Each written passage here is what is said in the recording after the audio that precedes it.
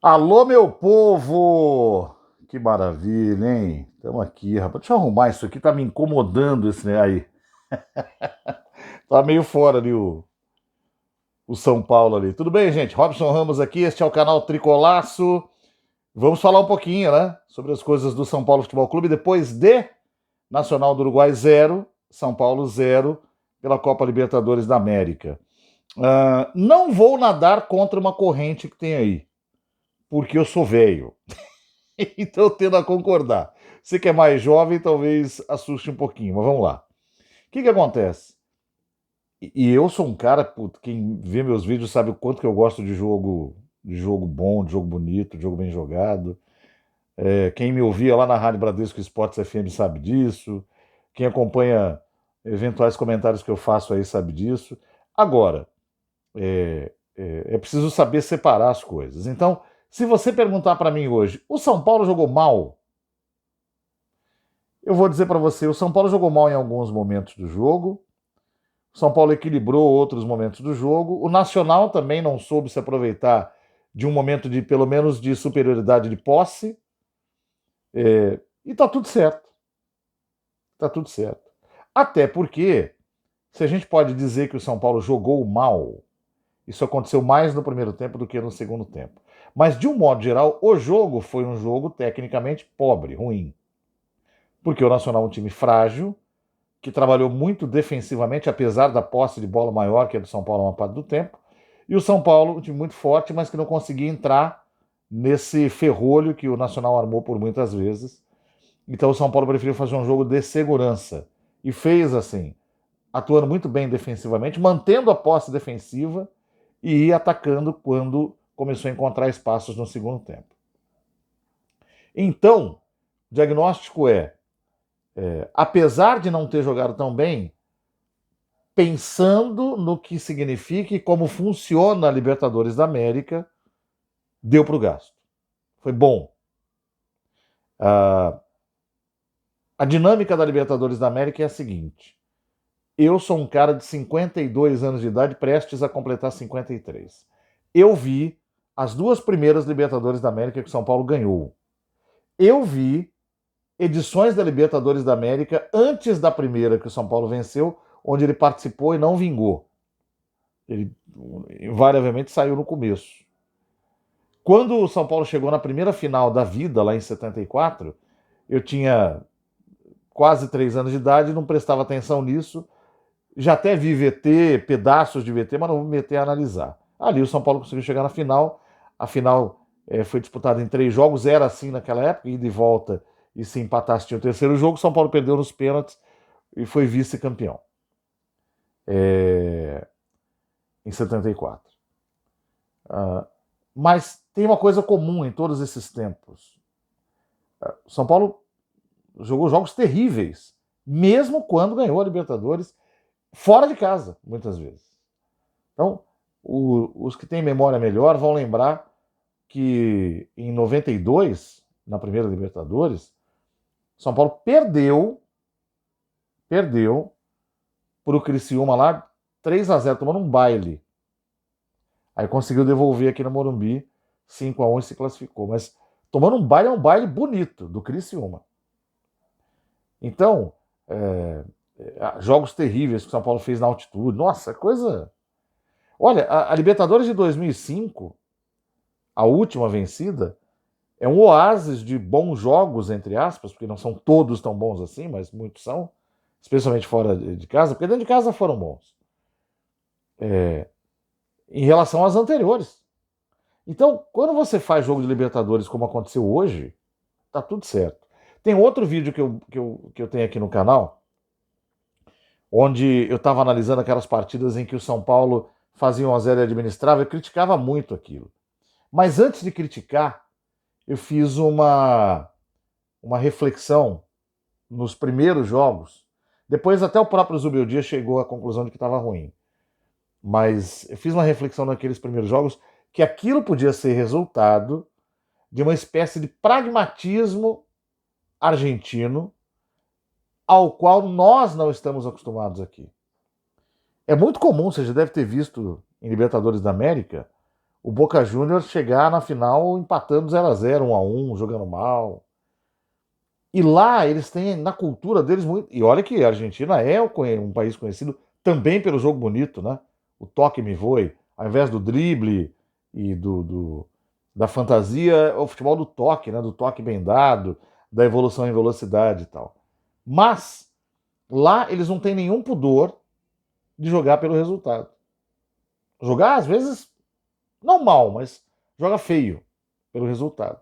Como o Zubeldia é argentino, eu cheguei a pensar que ele pudesse fazer esse tipo de utilizar esse tipo de pragmatismo. Depois ele mesmo deixou claro que não era, que o time estava jogando mal mesmo. Mas podia ser, porque é normal para esses caras fazer o que fez hoje. Se você pegar o segundo tempo, ali dos 30 em diante, é onde ele começa a mexer mais no meio de campo, substituições um pouco mais uh, mais perceptíveis assim para dar mais pegada. Tanto é que sai o Luciano, entra Nestor, sai Lucas, entra Michel Araújo. São alterações claramente para dar um pouco mais de firmeza para dizer pro time, ó, se ficar 0-0 tá bom, vamos decidir em casa. Então assim, o jogo começa até com o São Paulo bem, se arriscando, tentando evoluir. Depois o São Paulo perde essa posse de bola e não consegue mais ultrapassar o meio de campo. Mas tem uma coisa, o São Paulo fica muito tempo com a bola na sua defesa, ou seja, o São Paulo tem firmeza na hora de se defender e na hora de trocar passes ali. Mas tem muita dificuldade em evoluir. E o pior nesse sentido foi o Ferreira. Por isso que o Zubeldia tirou o Ferreira logo na virada do segundo tempo. O Ferreira seria o cara para desafogar esse tipo de situação. Mas ele não conseguiu. Faltou para ele força, os marcadores vinham, ele não tinha lá muita ideia do que fazer. Talvez tenha se assustado com a forma do jogo. O fato é que ele não rendeu. E aí você tem outros componentes importantes que não renderam. O Luciano jogou mal, de novo, hein? E o Caleri jogou mal. Então, você tem poucos para salvar na frente. Né? Porque o Zubeldia manteve o sistema, o 4-3, o 4-2-3-1 que ele faz, que a gente chama de 4-2-4 e ele chama de 4-2-4 quando está com a bola, com um balão. Né? Funcionou mal porque os dois principais atacantes funcionaram mal, o Luciano e o Caleri. O Luciano já vem mal, o Caleri foi mal hoje e o Ferreira foi muito mal. 2 não, né? 3. Só o Lucas jogou bem ali. Mesmo assim, como a bola chegava pouco para ele, não foi uma grande atuação. Quando ele estava com a bola no pé, sim. Aí, vai para o segundo tempo. E a entrada do Wellington Rato ajusta as coisas. Porque o Rato entra muito mais ligado no que tem que fazer no jogo. O Rato não é o Ferreira, ele não vai no fundo, ele não vai driblar. Ele até vai no fundo quando precisa, mas ele não vai driblar, ele não vai cortar em velocidade por meio. É um jogo, apesar dele ter velocidade também um pouco mais cadente, é um jogo de mais cerebral, de observar os espaços para ajudar na construção. E ele conseguiu, ele ficou ali pro lado direito, o Lucas centralizou de vez, e provando mais uma vez que Lucas e Luciano, estando ali, não se anulam, é que o Luciano estava mal. Se ele tivesse bem, as coisas dariam certo. E o time melhorou mesmo com ele em campo, com a presença do Rato ali. E aí o time começou a trabalhar mais ofensivamente. Mas como esses atacantes não estavam bem, a conclusão das jogadas acabava não acontecendo. Então o jogo foi se encaminhando mesmo para um 0-0, meio chatão até, e assim terminou. Acho que acabou sendo justo. Preocupações. Eu continuo achando que o time tinha que ter feito um pacto pelas 10 vitórias no Campeonato Brasileiro. Isso inclui ganhar do Palmeiras domingo no Allianz Parque. Porém, o jogo hoje foi duro, pegado, muito físico. E o São Paulo não venceu. O São Paulo tem que decidir em casa. Vai jogar completo contra o Palmeiras? E o Palmeiras perdeu para o Botafogo. Tem que ganhar na quarta-feira, no jogo da volta. Vai jogar completo contra o São Paulo? Então, eu vou dar um palpite aqui. Eu acho que o Palmeiras vai jogar mais completo do que o São Paulo. Mas acho que o Zubeldia não vai fazer um time completamente misto. Imagino que ele faça um time que tenha Caleri começando, Lucas não, Luciano sim, Rato sim, talvez Marcos Antônio e não Luiz Gustavo. O Lisieiro hoje não jogou, né? Mas aí o Bobadilla não é um jogador de pegada, então vamos ver o que ele vai fazer ali. Talvez não o Wellington, que apanhou muito hoje, e aí Patrick, acredito nessa possibilidade. O Igor Vinícius depende de melhorar, mas acho que ele vai com o Igor e não com o Rafinha no Allianz. Acho que ele mantém a zaga e mantém o Rafael.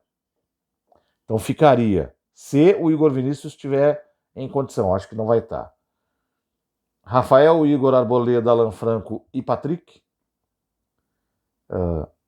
Marcos Antônio e Bobadilla. A ver, né? Porque eles fazem quase a mesma função. Só que o Lisieiro hoje não foi, talvez por desgaste, enfim. Wellington Rato, Luciano Caleri e Ferreira. Ferreira vai. Não acho que ele vai pôr Nestor. Não acho. A menos que ele confie demais no Nestor. O Nestor não está bem e é visível que ele não esteja bem. Ele foi mal hoje. Ele entrou e inclusive, quase deu um gol para o Nacional. Ele armou uma situação de gol dentro do campo de defesa do São Paulo para o Nacional. Isso é ruim. E aí tem que jogar inteirão na quinta-feira para ganhar. Então eu tô igual ao Zubeldia, eu não sei, cara. Eu acho que deveria... Putz, é difícil pra caramba. Putz, semana que vem é Vitória, né? São Paulo e Vitória no Morumbi. Posso falar uma coisa, Zubeldia? Ó, mete força domingo contra o Palmeiras, mete força quinta-feira contra o Nacional e recua um pouquinho contra o Vitória, tiozão. Acho que esse é o esquema, hein? Não é? Vamos pensar nisso? Titularzão contra o Palmeiras, titularzão contra o Nacional, remendo contra o Vitória, porque dá para ganhar. Vamos nessa. Rafael. Cara, o Nacional atacou o São Paulo, mas é um time frágil.